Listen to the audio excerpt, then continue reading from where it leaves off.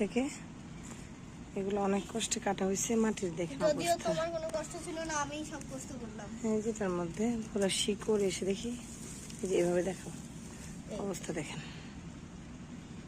এটা পুরা শিকড় দিয়ে এমন ভাবে পেঁচিয়ে আছে। এটা থেকে মাটি কি আদৌ বের করবো কিনা, পারবো কিনা জানি না, নাকি পুরাটা এভাবে ফেলে দিব কি জানি। কাশফুলগুলা, কাশফুলের ঘাসগুলা এগুলা এখানে দিয়ে গাছ লাগাই দেব। এটা ভাবলাম এটা থেকে মাটিগুলো বের করে, যে এখানে কিছু মাটি লাগতো, এটার মধ্যে ভাবলাম যে কিছু মাটি দিয়ে দিই। ওখানে আছে মাটির বস্তা, বাট এখন এত কিছু খোলার মতো এনার্জি নাই আমার। এগুলো খুলতে গেলে, মাটি বের করতে গেলে অনেক কষ্ট হবে, এখন এগুলো সম্ভব না। এই জন্য ভাবলাম যেটা যেহেতু নষ্ট হয়ে গেছে, এটা থেকেই কিছু মাটি পাওয়া যাবে। এখন তো যে অবস্থা, মনে হয় না যে কোনো মাটি আদৌ পাবো বলে আমরা। এগুলো এভাবে ফেলে দিই বাবা।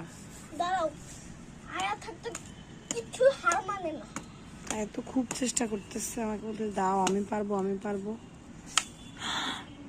আমরা ছাদে কাজ করতেছি, আর এখানে অনেকগুলো শাড়ি শুকাতে দিয়েছি। সুন্দর রোদ, এই রোদে এই সিজনে আমি সবসময় চেষ্টা করি যে শাড়িগুলো শুকানোর। আরও 4-5টা শুকাই নিয়ে নিছি, বালতিতে রাখছি, ওগুলা এই কটা দিয়েছি।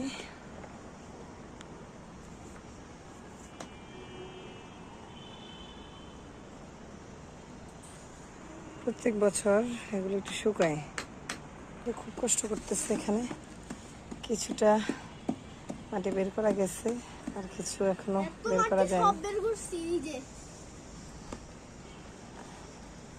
অনেক কষ্ট করতেছি। তুমি রাখো, মাম্মি করবো, আমি আসতেছি।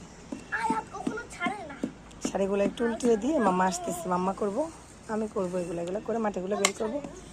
কিছু মাটি যদি বেশি হয় এই গাছটার মধ্যে দিয়ে দেবো।